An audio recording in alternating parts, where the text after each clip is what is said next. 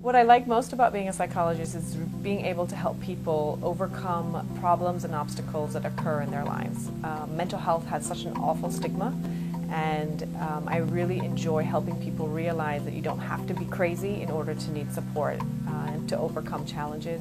My areas of expertise include helping people overcome depression, anxiety, trauma, grief and loss. I also work with parents who are having difficulties with their children or childhood behavior disorders, helping divorced, separated, or single parents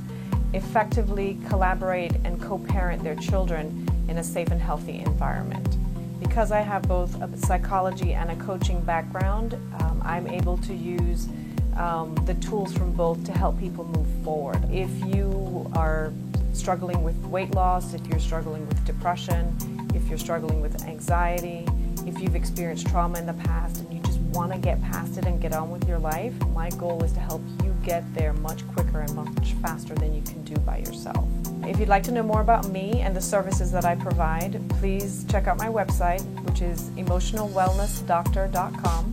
or give me a call and we can talk about what the issues are that you are having some difficulty with, and I'll be happy to see if we're a good fit.